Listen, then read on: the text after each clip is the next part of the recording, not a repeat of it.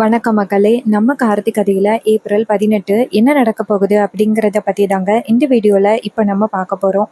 வீடியோவுக்கு மறக்காமல் லைக் பண்ணிக்கோங்க. நீங்கள் லைக் பண்ணுறது தான் எங்களுக்கு அடுத்து வீடியோ போடுறதுக்கு ரொம்ப ரொம்ப இன்ட்ரெஸ்டிங்காக இருக்கும்.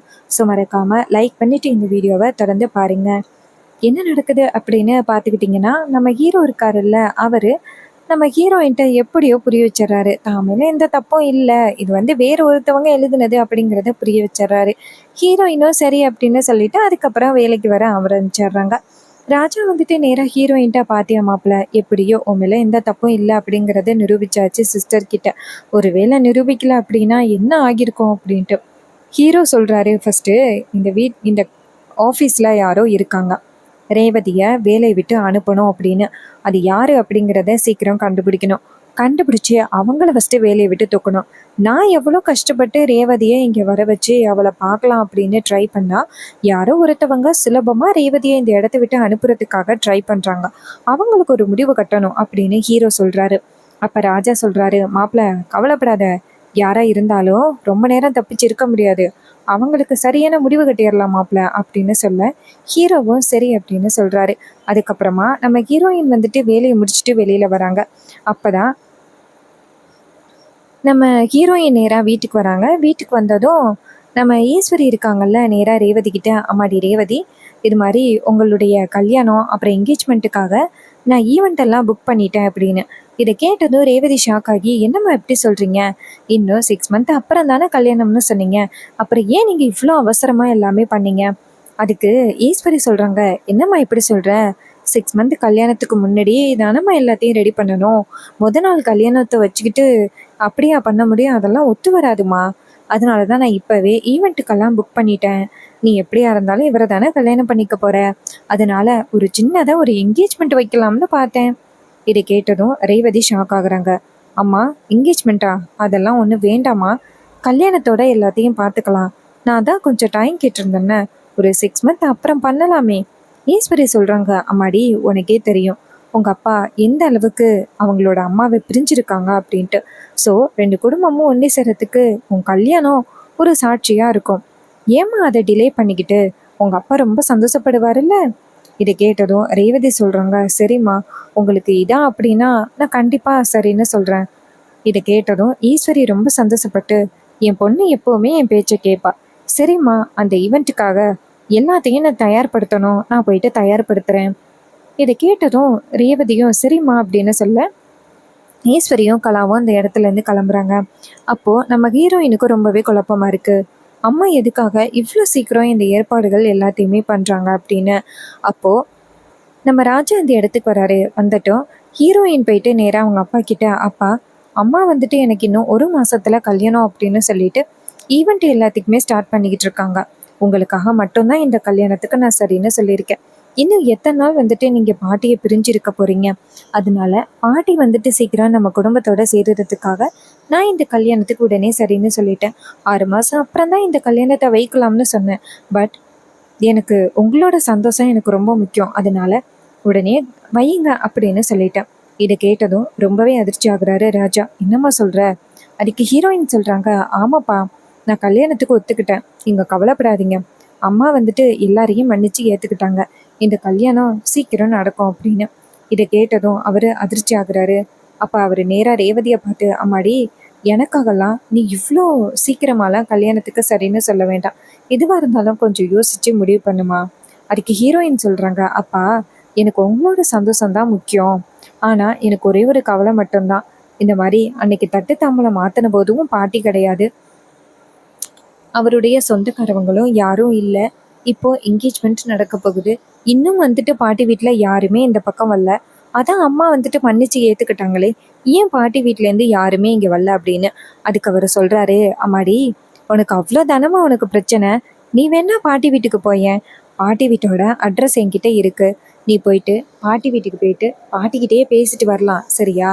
இது கேட்டதும் நம்ம ஹீரோயின் சொல்கிறாங்க, அப்பா, சூப்பர் ஐடியாப்பா, நானும் பாட்டியை பார்த்ததே இல்லைல்ல, நான் அப்படியே போயிட்டு பாட்டிக்கே சர்ப்ரைஸ் கொடுத்த மாதிரி இருக்கும், நான் போனால் கண்டிப்பாக பாட்டி ரொம்ப சந்தோஷப்படுவாங்கல்ல, நான் போய் பாட்டியை பார்க்குறேன் அப்படின்னு. இதை கேட்டதும் ராஜா சொல்கிறாரு, ஆமாம்மா, பாட்டி கண்டிப்பா வந்துட்டு ரொம்ப சர்ப்ரைஸ் ஆவாங்க உன்னை பார்த்தா. "நீ போயிட்டு வா" அப்படின்னு சொன்னதும், ஹீரோயினும் "சரிம்மா" அப்படின்னு, "சரிப்பா" அப்படின்னு சொல்லிட்டு, நேரா அவங்க அப்பா கிட்ட அட்ரஸ் வாங்கிக்கிட்டு, நேரா பாட்டிய பார்க்கறதுக்காக கிளம்புறாங்க. அப்ப ராஜா நினைக்கிறாரு, "ரேவதி, நான் தான் சொல்லக்கூடாது அப்படின்னு உன் அம்மா என்னை கட்டுப்படுத்தி வச்சிருக்கா. ஆனா நீ பாட்டி வீட்டுக்கு போன அப்படின்னா, அங்க என்னெல்லாம் தெரியுதோ எல்லாத்தையுமே நீ உண்மைய கண்டுபிடிச்சிடலாம். அங்க இருக்கிற என் மாப்பிள்ளையோட ஃபோட்டோவ பார்த்தாலே போதும். உண்மையான கார்த்தி யாரு அப்படிங்கிறது உனக்கு தெரிஞ்சு போயிரும்" அப்படின்னு அவரு நினைக்கிறாரு. இன்னொரு பக்கம் நம்ம ஹீரோயின் என்ன பண்றாங்கன்னா, நேரா பாட்டி வீட்டுக்கு போறாங்க. அங்க போயிட்டு காலிங் பெல் அடிக்கிறாங்க. அப்போ பாட்டி இல்ல, கணக்கு பிள்ளை தான் வந்து கதவ திறக்கிறாரு. கணக்கு பிள்ளை கதவ திறந்துட்டு நேரா ரேவதிய பார்த்து, "அம்மா வாங்கம்மா, இவ்வளோ நாள் கழிச்சு வந்திருக்கீங்க. இது மாரி அ அம்மாவும் ஊருக்கு போயிட்டு இன்னைக்கு தான் வந்தாங்க. வாங்கம்மா" அப்படின்னு வீட்டுக்குள்ள வரவேற்க, நம்ம ரேவதி நினைக்கிறாங்க, இவங்களுக்கு நம்மள தெரியுமா? ஆமா, கண்டிப்பா தெரிஞ்சிருக்கிறதுக்கு வாய்ப்பு இருக்கு அப்படின்ட்டு உள்ளார வராங்க. வந்துட்டு நேரா அவரை பார்த்து, "பாட்டி எங்க?" அப்படின்னு சொல்ல, கணக்கு பிள்ளை சொல்றாரு, "அம்மா மாடியில தான் இருக்காங்க. நான் போய் கூட்டிட்டு வரேன், உட்காருங்க" அப்படின்னு சொல்லிட்டு உட்கார வச்சுட்டு, நேரா அவர் பாட்டியை கூப்பிடுறதுக்காக போறாரு. பாட்டி மாடியில இருக்க, அப்போ இவர் போயிட்டு நேரா பாட்டியை பார்த்து, "அம்மா, உங்க பேத்தி உங்களை பார்க்கறதுக்காக தேடி வந்திருக்காங்க" அப்படின்னு. இதை கேட்டதும் பாட்டி ரொம்ப சந்தோஷப்படுறாங்க. "என்னையா சொல்ற? ஏன் பேத்தி என்ன தேடி வந்திருக்காளா?" அப்படின்னு அவர் சொல்றாரு. "ஆமாம்மா, உங்களை தேடி வந்திருக்காங்க." அப்ப பாட்டி சொல்றாங்க, "ஒரு மாசமா அவளை பார்க்கவே இல்லை. அதான் பாட்டிய பிரிஞ்சு இருக்கமே அப்படின்னு நினைச்சு வந்திருப்பா போல. இதோ வரேன்" அப்படின்னு சொல்லிட்டு பாட்டி நேரா ரேவதி கிட்ட வராங்க. ரேவதி கிட்ட வந்துட்டு, "அம்மாடி ரேவதி, உன்னை பார்த்து ஒரு மாசம் ஆகிருச்சுமா. நல்லா இருக்கியாம்மா?" அப்படின்ட்டு. அப்ப ஹீரோயின் சொல்றாங்க, "என்ன பாட்டி சொல்றீங்க? இப்பதான் நான் உங்களை ஃபர்ஸ்ட் டைம் பார்க்குறேன்.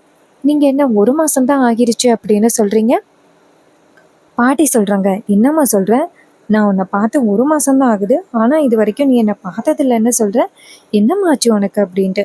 ஹீரோயின் சொல்றாங்க, "இல்ல பாட்டி, நான் உங்ககிட்ட ரொம்ப முக்கியமான ஒரு விஷயம் தான் கேட்க வந்தேன். எனக்கும் உங்க பேரனுக்கும் வந்துட்டு தட்டு தாம்பூலமெல்லாம் அம்மா மாத்திட்டாங்க. என்கேஜ்மெண்ட் எல்லாம் ஃபிக்ஸ் பண்ணிட்டாங்க. அம்மா உங்கள மன்னிச்சுட்டாங்க. ஆனா நீங்க ஏன் பாட்டி இன்னும் வீட்டு பக்கம் வராம இருக்கீங்க? எங்க மேல ஏதாவது கோவமா பாட்டி?" அப்படின்னு கேக்குறாங்க. இதையெல்லாம் கேட்டதும் பாட்டிக்கு ஒரே குழப்பமாகிட்டு, "என்னடா இது, ரேவதி என்னென்னமோ சொல்றான், எனக்கு ஒண்ணுமே புரியவே இல்லையே" அப்படின்ட்டு பாட்டி நேரா ரேவதிய பார்த்து, "அம்மாடி, நீ என்ன சொல்ற அப்படின்னு எனக்கு ஒண்ணுமே புரியலம்மா" அப்படின்னு. அப்ப ரேவதி சொல்றாங்க, "என்ன பாட்டி?" அப்படின்னு. அப்போ பாட்டி சொல்றாங்க, "அம்மாடி, நீ இங்கேயே கொஞ்சம் இரு, உனக்கு காஃபி போட்டு கொண்டு வரேன்" அப்படின்ட்டு அங்கேருந்து போறாங்க. போயிட்டு வந்துட்டு கிச்சன்ல காஃபி போடுறாங்க. அப்ப பாட்டிக்கு ஒரே சந்தேகமா இருக்கு, ரேவதி ஏன் இப்படி பேசுறா அப்படின்னு. சரி, ராசராசாட்ட என்ன ஆச்சு அப்படின்னு கேட்போம் அப்படின்னு பாட்டி நேரா அவங்க மகனுக்கு ஃபோன் பண்றாங்க. அவரு ஃபோன் அட்டன் பண்ணி, "சொல்லுங்கம்மா, ரேவதி அங்க வந்தாளா?" அப்படின்னு. பாட்டி சொல்றாங்க, "ஆமாயா, ரேவதி இங்கதான் வந்திருக்கா. என்னென்னமோ சொல்றா, எனக்கு ஒண்ணுமே புரியவே இல்லை. என்னையா நடக்குது?" அப்படின்னு சொல்லி கேக்குறாங்க. இதை கேட்டதும் அவர் சொல்றாரு, "அம்மா, ரேவதிக்கு கொஞ்ச நாளைக்கு முன்னாடி ஒரு சின்ன பிரச்சனை ஆகிருச்சு. அவளுக்கு பழைய விஷயங்கள் எல்லாமே மறந்து போயிருச்சுமா. கடைசியா 3 வருஷத்துல என்னெல்லாம் நடந்துச்சோ எல்லாமே மறந்து போச்சு. இப்போ மாப்பிள்ளை கூட போன வருஷம் தானே கல்யாணம் நடந்துச்சு. அது எல்லாமே கூட மறந்து போச்சு." இதை கேட்டதும் பாட்டி அதிர்ச்சி ஆகுறாங்க. "என்னையா இவ்வளவு பெரிய அதிர்ச்சியான விஷயத்த சொல்ற? அதனாலதான் பேட்டி முதல்ல இருந்து வந்ததுல இருந்து என்னமோ அப்படின்னு சொல்லிக்கிட்டு இருக்காளா?" அதுக்கு ராஜா சொல்றாரு, "அம்மா, அவளுக்கு பழைய ஞாபகங்கள் இல்ல அப்படிங்கிறத ஈஸ்வரி பயன்படுத்தி அவ பாட்டுக்கும் அவளை வேற ஒருத்தனை கார்த்தின்னு கூட்டிட்டு வந்துட்டு அவனுக்கு கல்யாணம் பண்ணி வைக்கிறதுக்காக ஈஸ்வரி ட்ரை பண்ணிக்கிட்டு இருக்கா. நான் இது எல்லாத்தையுமே எப்படியாவது ஸ்டாப் பண்றதுக்கு முயற்சி பண்ணிக்கிட்டு இருக்கேன். அம்மா, என்னம்மா பண்றது?" அப்படின்னு.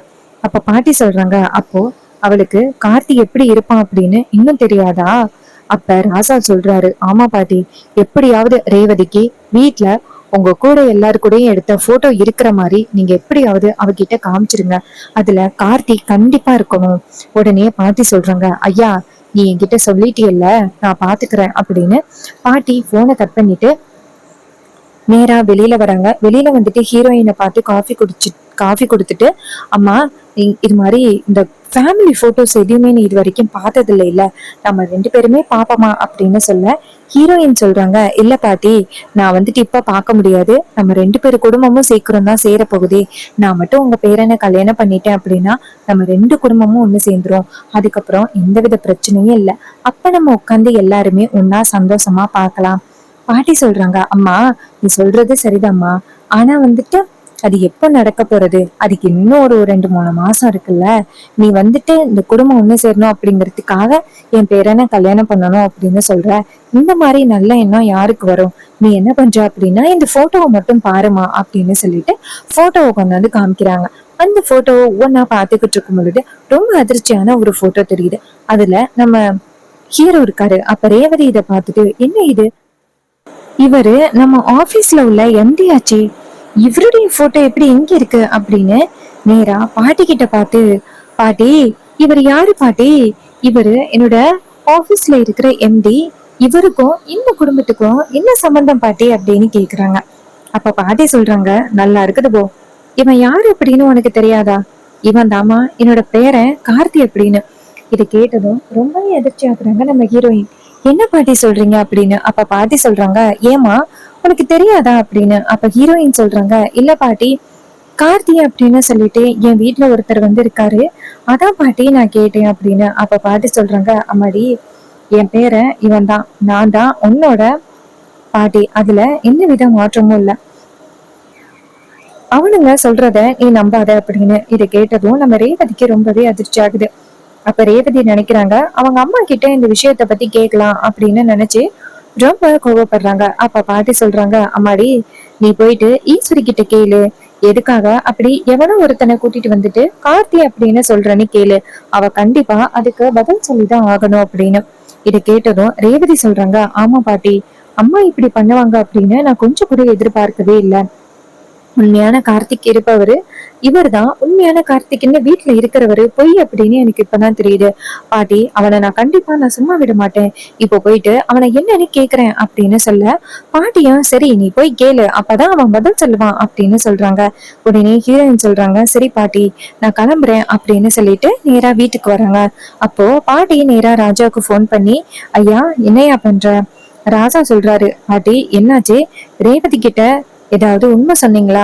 பாட்டி சொல்றாங்க, ஐயா ரேவதி கிட்ட எந்த ஆதாரத்தை காமிக்கணுமோ அதை காமிச்சிட்டேன், உண்மையான பேரன் கார்த்தி எப்படி இருப்பான் அப்படிங்கிற போட்டோவை காமிச்சிட்டேன், அந்த போட்டோவை பார்த்ததும் அவ ரொம்ப அதிர்ச்சி ஆகிட்டா, இருந்தாலும் பேத்திக்கு இந்த உண்மை தெரிஞ்சுதானே ஆகணும் அப்படின்னு. இதை கேட்டதும் அவர் சொல்றாரு, ஆமாமா உண்மை தெரிஞ்சுதான் ஆகணும் அப்படின்னு சொல்லிட்டு பேசுறாங்க. இன்னொரு பக்கம் நம்ம பாட்டி வந்துட்டு, ரேவதி வீட்டுக்கு வரா, நீ கவலைப்படாத, ரேவதி வந்ததோட ஈஸ்வரி கிட்ட கேள்வி கேட்க போறா, அவ கண்டிப்பா பதில் சொல்லிதான் ஆகணும் அப்படின்னு சொன்னதும் இவரும் சரிம்மா அப்படின்னு சொல்லிட்டு போனை கட் பண்றாங்க.